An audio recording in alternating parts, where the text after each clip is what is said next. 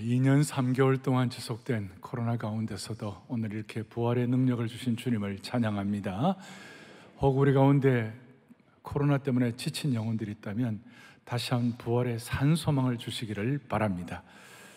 드디어 2년 한 2, 3개월 만에 저희 교회가 오늘 모든 문을 다 열었습니다. 오늘 어떤 장로님이 1, 2부 오시는데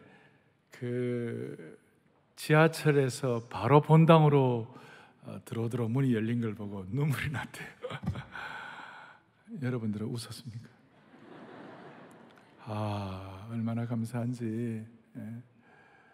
참 이제 오늘부터 전에는 남쪽 북쪽 이렇게 우리가 통제력이 되기 때문에 문을 한쪽만 열고 이렇게 했는데 교회의 모든 문을 열게 하신 주님을 찬양합니다. 부활의 축복입니다. 지난 2000년 동안 예수 그리스도의 부활을 믿는 사람에게는 세 가지 공통적인 공감대가 있습니다. 첫째는 뭐냐? 부활은 역사적인 사실이다. 예수 그리스도는 하나님이시고 하나님은 법칙을 만들기 때문에 법칙을 만든 분은 법칙을 초월할 수가 있는 것입니다. 창조주 하나님은. 지난주에도 토리노 수의가 예수님께서 십자가에 고난당하신 그것이 사실이라고 지금 과학적으로 이렇게 하는 거 있지 않습니까? 부활은 역사적인 사실이다. 두 번째로는 이 역사적인 사실을 믿으면 평강과 기쁨이 충만하다. 부활은 무슨 SF 소설이라든지 무슨 공상과학이 아니고 역사적 사실인데 이걸 믿으면 세상 사람들이 알지 못하는 평강과 기쁨이 충만하다. 그리고 이 평강의 기쁨이 충만한 사람에게 어떤 공감대가 있는가? 이 부활의 증인이 되고 싶은 열망이 생기는 것이다. 그리고 부활의 증인이 된 사람들에게 주님이 주시는 보너스가 있는데 그게 뭐냐면 우리 모두는 자신의 미래를 모르지만 우리 모두 각 개인의 미래가 부활하신 주님의 손안에 잡혀 있는 것을 믿습니다. 오늘 말씀의 제목은 부흥의 부활입니다. 좀 어려운 제목 같은데요, 구체적으로 말하면 부흥이 부활되는 것입니다. 사랑하는 형제자매 여러분, 부흥이 무엇입니까? 리바이벌이 무엇입니까? 부흥은 어떤 것을 다시 회복시키시고 새롭게 하시는 것입니다. 좀 더 깊이 들어가면 어떤 기존의 것에 생기를 불어넣는 거죠. 그렇기 때문에 아무것도 없는 데서 부흥하는 것이 아니라 부흥은 이미 기존에 있는 것에 불씨가 되어서 그 불씨가 활활 불타오르는 것이 부흥이다. 소위 revitalize 되는 것입니다. 좀 세밀하게 말씀드리면 부흥과 전도에는 차이가 있습니다. 전도는 복음을 믿지 않는 사람, 생고구마 같은 사람에게 구원을 얻게 하는 것이라면 이 부흥은 이미 구원받은 사람에게 그 구원받은 사람의 영적 침체에서 벗어나게 하는 것입니다. 물론 크게 보면 부흥 안에 전도도 포함됩니다만은 치밀하게 구분하면 그렇게 구분이 된다는 것입니다. 무슨 말인가 하면 하나님께서 부흥을 주시면 믿는 개인이 새로워지는 것입니다. 여러분과 저에게 새 길이 열리는 것입니다. 교회는 깨어나게 되는 것입니다. 좀 뜻깊게 표현하면 부흥이 뭐냐? 부흥은 하나님의 주권적인 역사로 미끄러진 하나님의 백성을 깨우셔서 회개하게 하고 믿고 하나님께 순종하게 하는 것입니다. 그러니까 하나님의 백성들, 미끄러진 하나님의 백성들 회개하고 믿고 하나님께 순종하도록 만드는 것입니다. 그러니까 어떻게 보면 전도는 nothing이 something이 되는 것이고 부흥은 something이 된 사람들에게 다시 한번 리바이벌을 주시고 ordinary, 보통 사람들에게 extraordinary, 특별한 것을 부여하는 것이 부흥이다.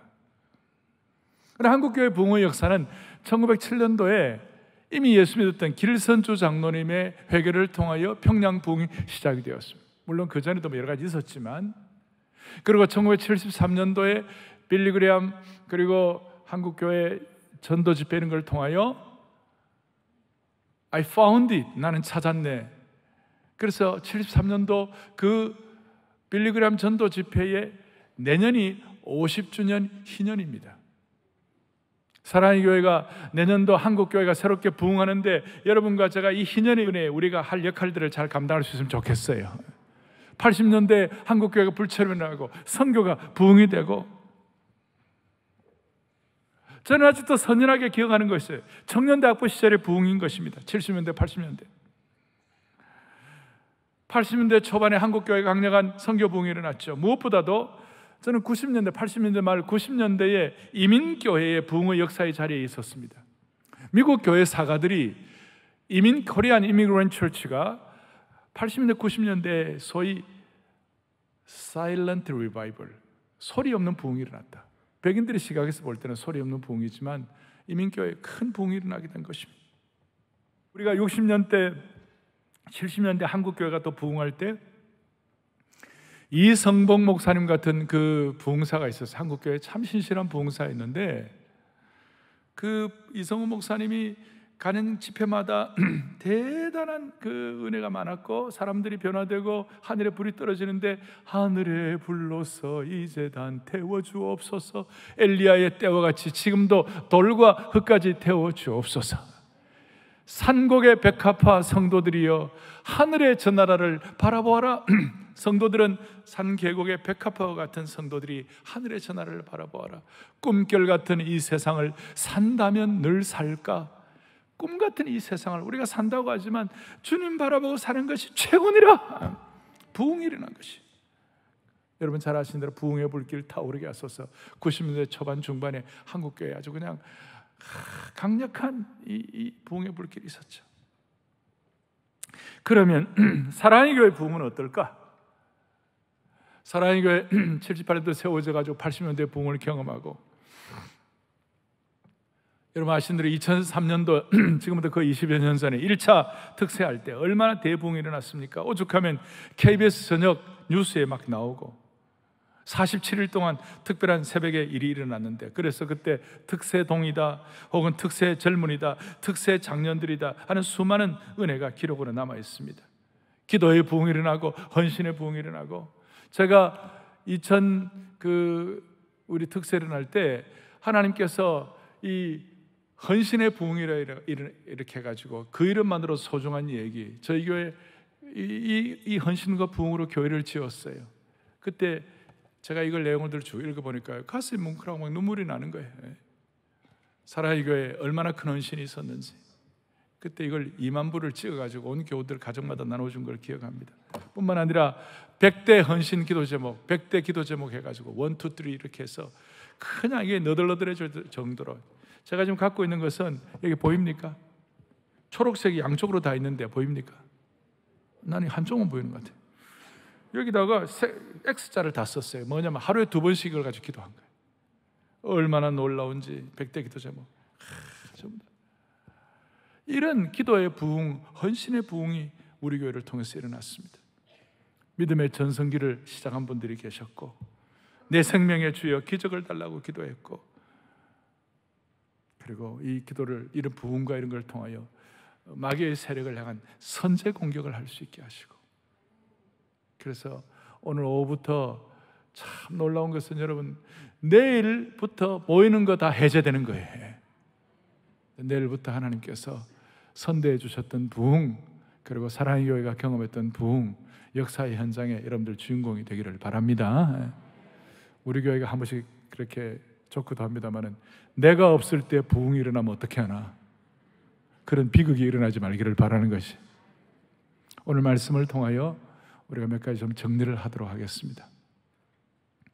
역대하 7장 13절 14절 이 내용은 솔로몬이 예루살렘 성전을 건축을 완공하고 하나님 앞에 간절히 간구한 성전 봉헌 헌당 기도입니다. 거기에 대한 그 성전 봉헌 기도에 대한 하나님께서 그 기도 이후에 응답하신 내용입니다. 하나님의 응답의 말씀입니다. 그리고 이 말씀은 구약의 부흥에 관한 구약의 대표적인 말씀 중에 하나라고 할 수 있습니다. 오늘 이 자리에는 성전 봉헌한 것처럼 나름 일생 동안 일가를 이루고 나름 뭔가 인생의 집을 완공하고 은혜 받은 분이 있다면, 오늘 이 말씀을 여러분들 미래에 일어날 것으로 여러분들이 지금 갖고 오시기를 바라는 것이, 이 말씀을 가지고 부흥에 대한 미래 믿음 보고를 하시면 좋겠어요. 오늘 말씀은 14절에 이렇게 됩니다. 무슨 말이냐? 내 이름으로 일컫는 내 백성이 그들의 악한 길에서 떠나 스스로 낮추고 기도하여 내 얼굴을 찾으면 내가 하늘에서 듣고 그들의 죄를 사하고 그들의 땅을 고칠지라. 이게 부흥의 현장이에요. 그런데 이 배경이 있는 거예요. 바로 앞에 있는 13절인데 혹 내가 하늘을 닫고 비를 내리지 아니하거나 혹 내가 메뚜기들에게 토산을 먹게 하거나 혹 전염병이 내 백성 가운데 유행하게 될 때에, 이 내용은 무엇입니까? 이 내용은 이 내용은 좀 익숙하지 않아요? 이 내용은 이스라엘 백성들이 잘못해가지고 하나님께서 징계를 내리겠다는 그런 경고의 말씀이 아니에요. 이것은 부흥 14절에 부흥의 약속의 말씀을 주시려고 서론격으로 주신 내용이에요. 어떤 뜻이냐?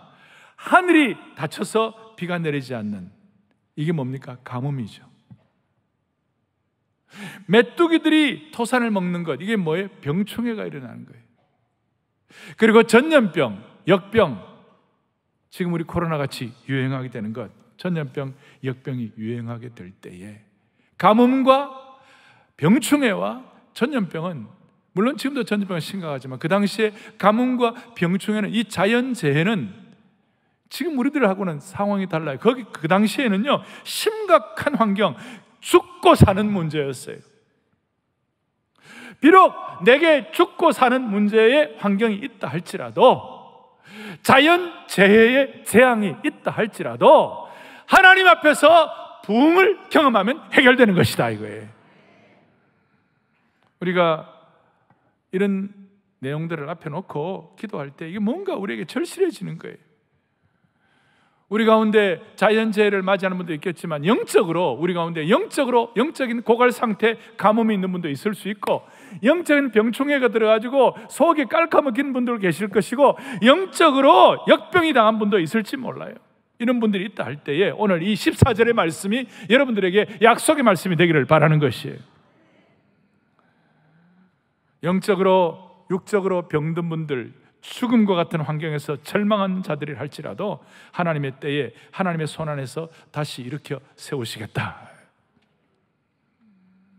오늘 한국교회는 이제 코로나 팬데믹 이후에 다른 어떤 지나간 140년의 선교 역사 가운데서도 지금 가장 부흥이 필요한 때가 되었습니다. 오늘 역대하 7장 14절의 이 내용이 오늘 우리에게 절실하게 되었습니다. 오늘 이 부흥을 확신하면 여러분의 생활 방식이 근본적으로 바뀌게 될 것입니다. 수많은 프레임이나 세상적인 영향으로부터도 벗어날 수 있고, 영적인 집중력을 가지고 주님을 신실하게 섬겨 나갈 수가 있을 것입니다. 코로나가 끝나간다고 하더라도 삶의 불확실성은 계속될 겁니다. 그러나 오늘 우리는 부활의 능력으로 미래의 불확실성을, 오늘 이 말씀을 가지고 나름 정리할 수가 있는 것이에요.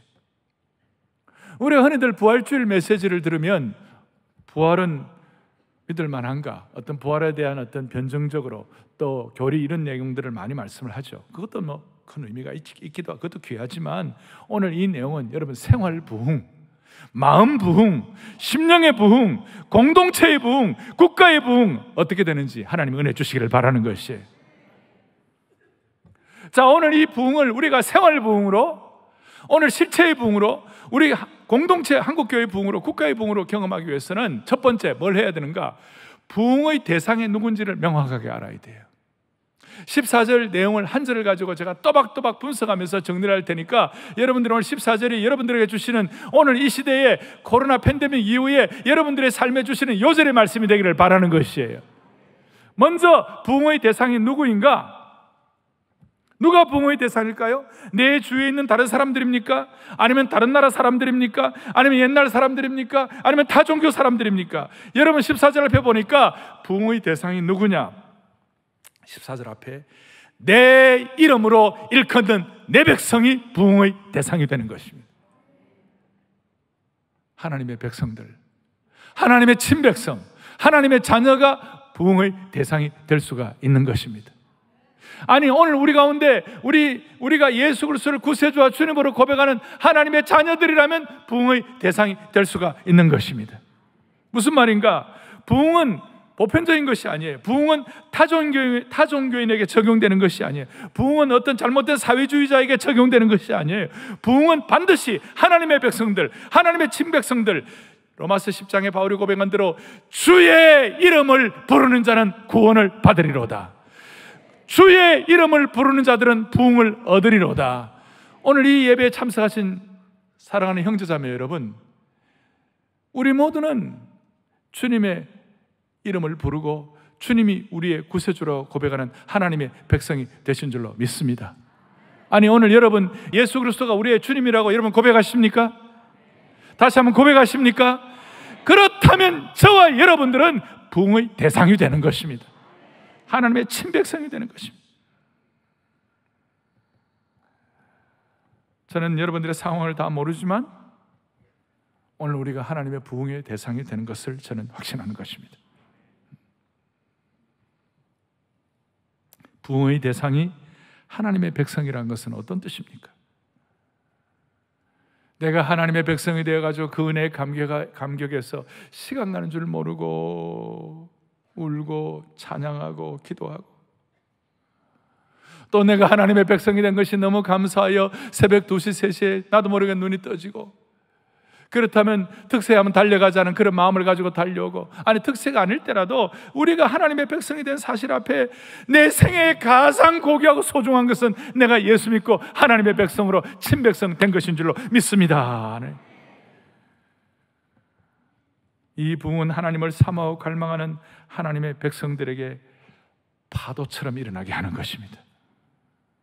그리고 이 부흥은 하나님을 갈망하고 사모하는 하나님의 백성들에게 예외 없이 부어주시는 축복이 되는 것입니다. 부흥은 피상적인 말이 아닙니다. 부흥이란 것은 나하고 관계없는 말이 아닌 것입니다. 부흥은 책에만 적혀있는 글자가 아닌 것입니다. 먼 영국의 얘기가 아니에요. 과거 평양에서 일어난 것이 아니에요. 지금 바로 나에게 적용되고 지금 바로 내 마음을 뜨겁게 하고 지금 나에게 주어지는 것이 부흥이 되는 것이에요.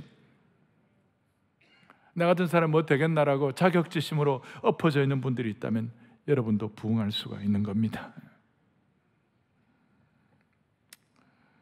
대답 안 하고 가만히 계시고, 내 같은 사람 부흥 되겠나 하는 분들, 엎어져 있는 분이 있다면 여러분도 부흥할 수가 있습니다. 이게 실체 생활 부흥이에요. 우리가 하나님의 백성들이, 하나님의 친백성들이, 예수 그리스도를 구세주와 주님으로 고백하는 하나님의 백성들이 부흥의 대상이라는 사실 앞에 정신이 번쩍 나기를 바라는 것이에요. 우리가 제자훈련 지도자 세미나, 칼 세미나를 하게 되면 외국에 있는 목사님들 많이 오시잖아요. 외국 분들이 많이 오시면 주로 이제 2부 예배를 많이 참여를 하고, 이제 3부 예배 시간에 교회에서 그분들과 함께 식사를 합니다. 그런데 어떤 분들은 2부 예배 참석하고 난 다음에 어떻게 얘기하느냐, 아니 가만히 보니까 여기가 부흥의 현장입니다. 그리고 이걸 더 맛보고 싶어갖고 3부 예배도 참석하겠습니다. 그래서 제가, 아니 설교도 비슷한데요. 아니라는 거예요. 저 중앙아시아에서, 저 동남아시아에서, 저 아프리카에서, 혹은 저 뭐 러시아에서 이렇게 오신 분들은 이런 예배와 이런 걸 뭐 상상도 못하는 거예요. 이 자리가 부흥의 현장이라는 거예요. 자기는 점심을 맛보지 아니하고 부흥을 계속 맛보고 싶다고. 저는 그 말을 잊을 수가 없어요. 우리는 흔히 지나가지만 오늘 이 자리가 하나님이 허락하신 부흥의 현장이 되면 좋겠어요. 자, 부흥의 대상이 아무나가 아닌 것처럼 이제 또 하나 더 부흥의 조건이 있습니다. 부흥의 조건도 아무렇게나가 아닌 것입니다. 여러분과 저는 부흥의 대상이 되었습니다. 아멘. 그런데 부흥의 대상을 명확하게 했는데, 두 번째는 부흥의 조건을 충족시켜야 되는 거예요. 14절 중간에 보니까 악한 길에서 떠나 스스로 낮추고 기도하여 내 얼굴을 찾으면, 악한 길에서 떠나고 스스로 낮추고 기도하고 내 얼굴을 찾으면, 그게 한 세 가지로 대별될 수가 있는데요. 히브리 원어는 한국말은 아칸게리스타나가 먼저입니다만은 히브리 원어는 스스로 낮추고가 먼저입니다. 스스로 낮추고 부흥의 조건입니다. 첫째 조건은 스스로 낮추고 소위 겸손이죠.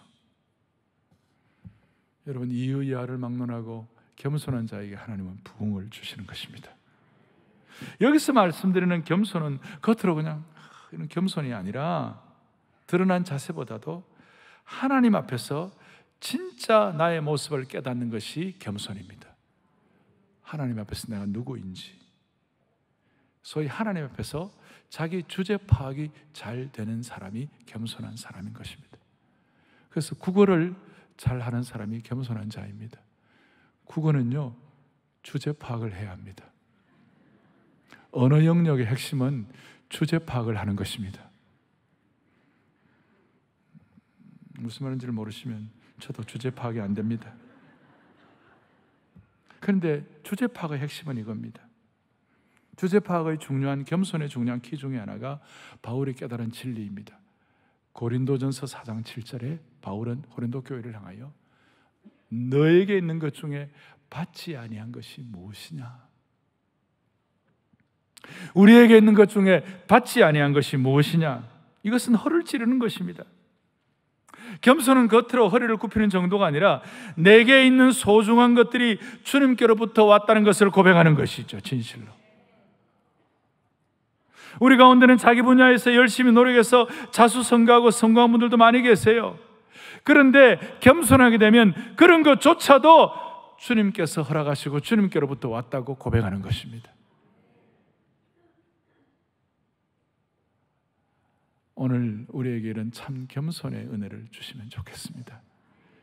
여러분, 나에게 주어진 것이 하나님께로부터 받지 않은 것이 어디에 있겠느냐, 이렇게 겸손하게 되면 우리가 삶을 보는 방식이 달라지는 겁니다. 특별히 자신을 평가하는 것도 달라지고 다른 사람을 대하는 것도 달라지는 겁니다. 그리고 그런 분들은 이번 주간 특별한 일이 없는 이상 자연스럽게 특세의 발걸음을 향하게 될 수밖에 없는 것이에요. 겸손이 부흥의 물꼬를 여는 것이죠. 내게 받지 않는 것이 무엇이 있겠느냐? 절실하게 깨달으면 하나님께서 부흥을 주시는 겁니다. 둘째 조건이 뭔가? 거기에 보니까 기도하여 내 얼굴을 찾으면 이렇게 나와 있습니다. 하나님의 얼굴을 찾는 기도가 부흥의 조건입니다. 아니, 하나님 자체를 찾는 기도입니다. 우리 하나님은 어떤 기도를 원하시겠어요? 주님, 제가 이만큼 잘했으니 주님 기뻐하옵소서. 그것보다도 주님이 기뻐하는 기도가 뭘까요? 저는 주님 없으면 아무것도 할 수 없습니다. 이렇게 절실하게 고백하는 걸 하나님도 기뻐하지 않으실까요? 자, 어린아이가, 우리 자녀가 엄마에게 와가지고 엄마, 나 100점 받았어. 모의고사 1등 했어. 이렇게 하는 것과 엄마가 세상에서 제일 좋아. 나는 엄마밖에 없어. 이 두 가지 고백 가운데 여러분들은 뭐가 좋아요? 보나마나 100점이지. 보나마나 100점이죠. 그런데 100점은요 늘 맞는 것이 아니에요.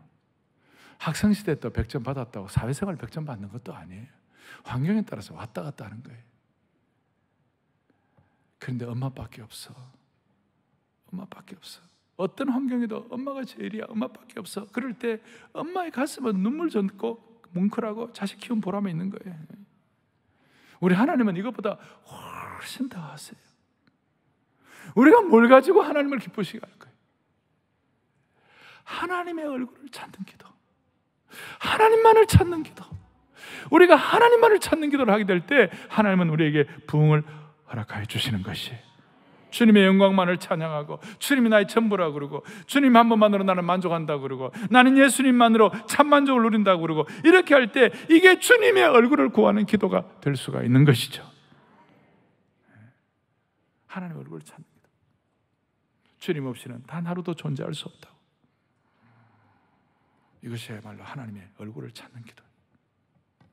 아니, 하나님 자체를 구하는 기도예요. 내게 주어진 것이 누구로부터 온 것인가 겸손하게 생각하는 것과 하나님 자체만을 구하는 기도, 하나님의 얼굴을 구하는 기도. 여러분, 우리가 매주일마다 임예송할 때, 창조의 아버지 할 때, 주의 얼굴 구할 때 주의 은혜 머무소서. 창조의 아버지, 열방의 통치자, 세상의 보리라, 주의 얼굴 구할 때 주의 은혜와. 이것만 하라 그러면 잘 못할 거예요. 저도 어떨 때는 잘 안 될 때가 있는데, 이게 여러분 뭐 어떤 분들 수백 번을 했잖아요. 그런데도 주의 얼굴을 구하는 거 바로 하라면 쉽지가 않아요. 해봐요. 하지 마요. 하지 말고 시작. 아이고 잘하시네. 됐습니다. 합시다. 이거는 이미 해줬기 때문에 하는 거고, 앞예부터 안 해주니까 다 못하더라고요. 주의 얼굴 구할 때 주의 은혜 머무소. 한 번 더 주의 얼굴을 찾는 기도. 주의 얼굴 구할 때 주의 은혜 머무소. 영광 대신에 부흥.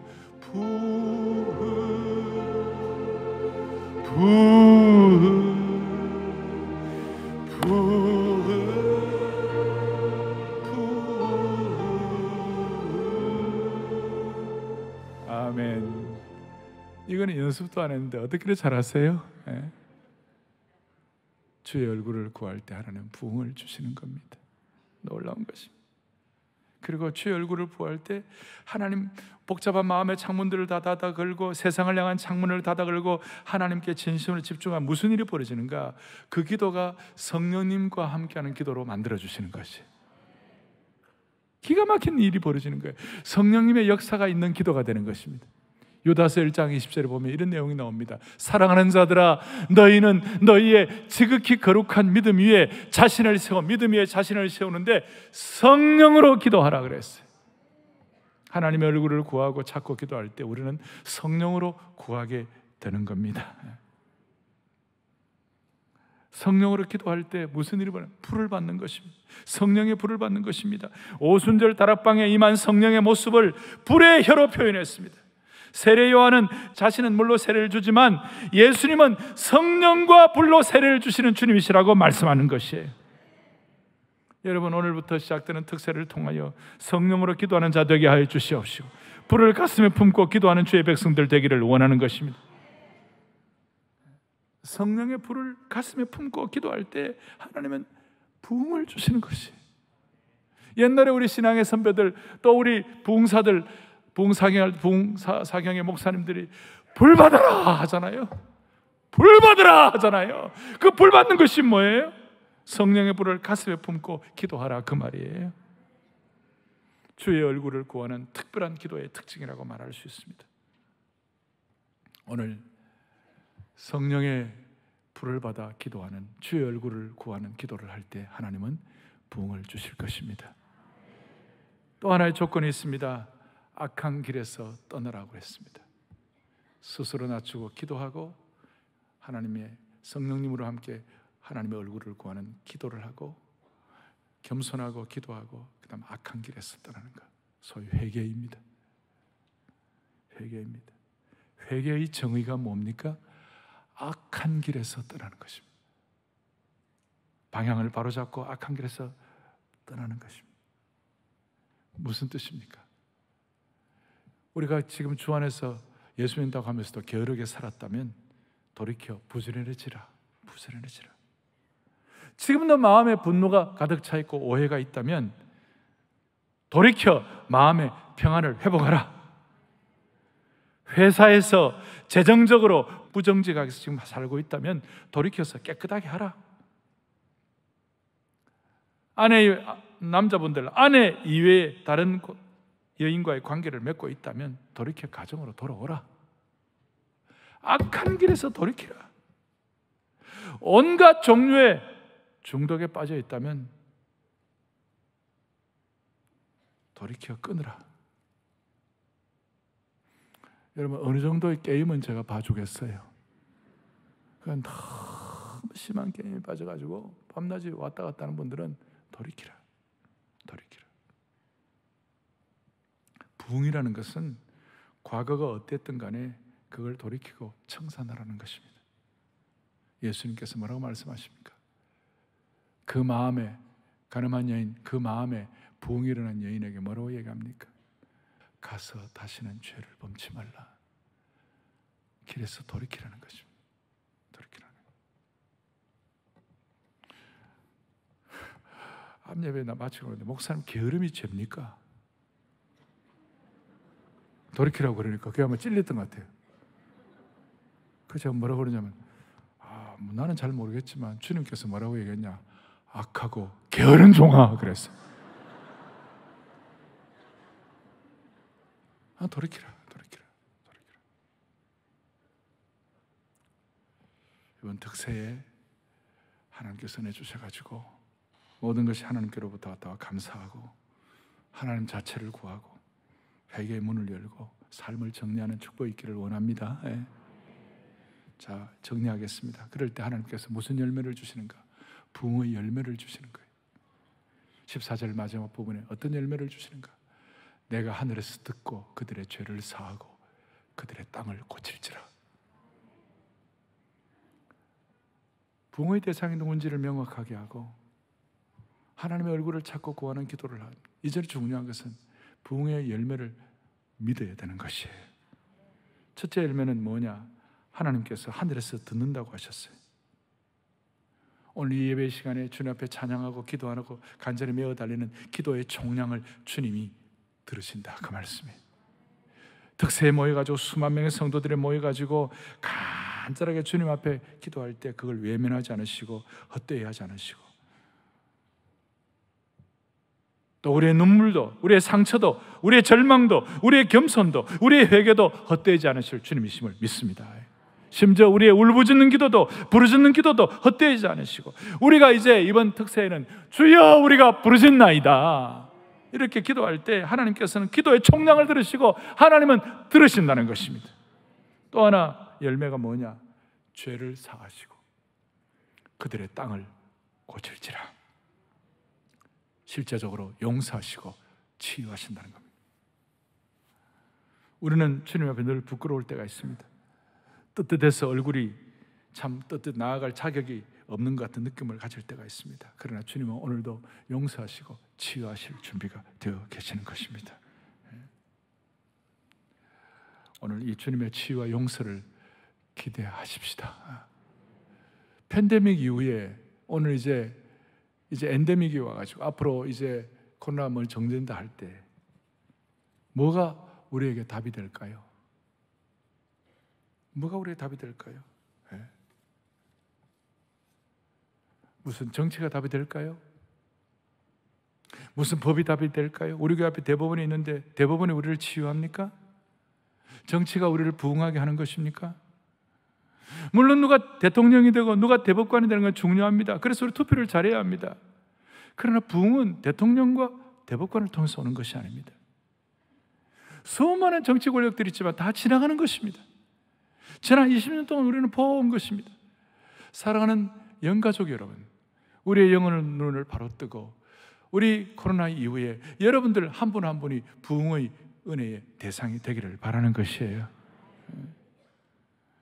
그리고 한 가지, 우리가 정말 이런 마음의 소원을 가지고 애통하는 마음으로 이 시대의 답이 뭘까? 뭐 세상 돌아가는 거 정치나 법이 답이 아니라 우리가 주님 앞에 진짜 애통하고 눈물로 부르짖을 때 그 눈물과 애통을 통하여 주님이 주시는 답과 치유와 용서가 그것이 답이라는 것이에요. 무슨 말인가? 우리가 눈물의 때, 눈물의 시간, 그것이 우리를 부흥과 치유로 이끌어간다는 것이, 부흥은 눈물로 기도하는 사람이 감당해야 할 몫이에요. 누군가 그랬습니다. 한국 교회에 부흥이 크게 일어났을 때 언제인가? 가장 눈물이 많았을 때. 고통으로 환난으로 사는 것이 너무 힘들어가지고 울면서 주님 앞에 눈물로 기도할 때, 그때 하나님께서 우리의 눈물을 보시고 우리의 마음을 바꾸시고 상황을 바꾸시고 이전과는 다른 차원으로 옮겨놓는 것, 이것이 부흥이 된 것입니다. 평안하고 잘 나가지 못해가지고 어떨 때 너무 고난이고 너무 힘들고 너무 눈물로 치시올 수밖에 없는 그런 상황이 되어갖고 주님 앞에 눈물로 나아갈 때에 오히려 그것이 우리로 하여금 하나님께서 우리의 삶에 부흥을 주시는 하나의 견인차가 된 것이에요. 눈물이 그렇게 된 것이에요. 우리는 흔히 하나님께서 왜 부흥을 주지 않으시나, 하나님께서는 왜 역사하지 않으시나, 하나님께서는 왜 당장 응답하지 않으시나 이렇게 물을 때가 많이 있습니다만, 하나님께서는 어찌하여 너희가 깨어지지 않느냐, 어찌하여 너희가 울지 않느냐, 어찌하여 너희 눈에 눈물이 말랐느냐, 이렇게 말씀하시는 것이. 우리는 하나님 왜 내 소원을 들어주지 않으십니까? 이렇게 우리가 의문을 가질 때가 많은데, 너는 왜 너는 눈물로 주님 앞에 나와서 기도하지 않느냐, 이렇게 하나님 말씀하시는 거예요. 하나님 우리가 눈물로 기도하기를 원하시는 것입니다.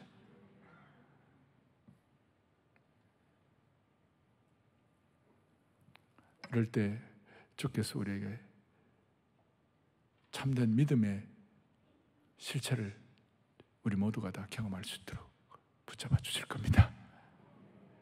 그러나 인자가 올 때 믿음을 보겠느냐 그랬어요.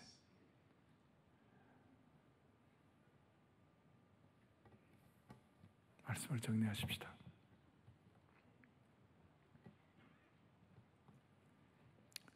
부흥의 대상이 명확해야 되고 하나님 자체를 구하는 기도를 해야 되고 돌이켜 회개하고 눈물로 주님 앞에 나갈 때 부흥을 주시는데, 이게 혼자서는 쉽지가 않아요. 거룩한 연대가 필요해요. 하나님 백성들끼리 서로 연대하고. 그런데 많은 사람들은 이렇게 좀 영적으로 연약하거나 어려가지고 이 신앙에 홀로 서기가 쉽지가 않아요. 그래서 여러분들 오늘부터 더 다락방이 연대하시고, 그 다음에 오늘 우리 성도들이 서로 연대해가지고 특세 동안 서로 거룩한 은혜의 연대의식을 가지고 솔리더리티라고 그러는데, 이거 연대해가지고 하나님께서 이 귀한 장소에, 아니 여러분들의 생애 가운데서 특별히 부흥을 체험하도록 생활 부흥될 수 있도록 붙잡아 주시기를 원하는 것이에요. 똘똘 뭉쳐가지고 우리가 연대에 나갈 때는, 제가 발음을 잘해야 돼요. 연세대학을 얘기하는 것이 아니고 연대해가지고 그렇게 할 때 강력한 전투력을 가지고 그렇게 거룩한 무적함대가 될 거예요. 혼자 싸우면 너무 쉽게 사탄의 먹이가 됩니다마는 거룩한 연대를 하면 승리할 수가 있는 것이에요. 찰스 킨스의 유명한 소설 가운데 두 도시의 얘기라는 책이 있는데, 그 첫 서두에 이렇게 나와요. 최고의 시간이 있고 최악의 시간이었다. 이 한 시간이 최고의 시간이 될 수도 있고 최악의 시간이 될 수 있다는 거예요. 우리가 이렇게 거룩한 연대를 가지고 서로 격려하면서 이렇게 하면 우리의 시간이 앞으로 최고의 시간이 될 수 있고, 아니면 믿음이 약해져 가지고 각자 도생한다 그러고 혼자서 외롭게 당하새처럼 헤맬 때, 그건 최악의 시간이 될 수가 있는 것이에요. 주 안에서 사랑하는 영가족 여러분, 여러분들의 생애에 한 번이라도 부흥을 맛볼 수 있기를 바랍니다. 아니, 오늘 오후부터 다음 주일까지 거룩한 부흥의 연대를 통하여 한국교회 새로운 지평을 열게 하여 주시옵시고, 우리의 부흥의 역사 때문에 여러분, 한국교회가 살면 이민족도 살게 되어 있는 것이에요. 한국교회가 살면 정치도 살게 되어 있는 것이에요. 우리가 이런 소명을 가지고 시대 앞에 쓰임받는 거룩한 남녀 종들 될 수 있도록 은혜 위에 은혜를 덧입혀 주시기를 원합니다. 하늘에 불러서 이제는 태워주옵소서. 한국교회가 최고로 부흥할 때 하나님 앞에 하늘의 불이 떨어지기를 소원하는 마음을 불렀던 찬송입니다. 하늘에 불러서 이제 다 태워주옵소서. 할렐루야. 엘리야의 때와 같이 지금도 돌과 흙까지 오순절에 불러오신 성령이여, 오순절에 불러오신 성령이여, 우리 교회 지금 태우사 모든 성도 남김없이 녹이어 부흥의 역사. 이 불이 붙었으면 좋겠다고? 이 불이 붙었으면 좋겠다고 탄식을 하시던 주시여, 이 교회에 우리 마음에도 흘던지시사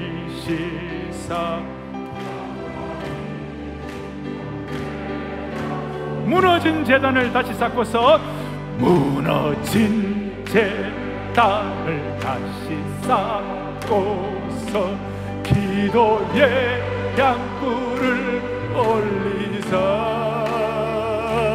제사장의 큰 사명을 위하여 기도의 전력을 하늘에 불러서, 하늘에 불러서 이제 난 태워주옵소서. 할렐루야. 엘리야의 때와 같이 지금도 돌과 흙까지 태우소서. 아멘. 가슴에 손을 얹겠습니다. 기도합니다. 하나님 아버지, 하나님 아버지, 우리 모두 마음의 무릎을 겸손하게 꿇고 내게 주어진 것이 다 주님께로부터 왔다는 것을 고백합니다. 주여, 주님의 얼굴을 성령님을 통하여 간절히 구합니다. 주여, 우리 주님이 보시기에 기뻐하지 않은 것 있다면 돌이키기를 소망합니다. 그리고 눈물로 주님 앞에, 불로 주님 앞에 기도합니다.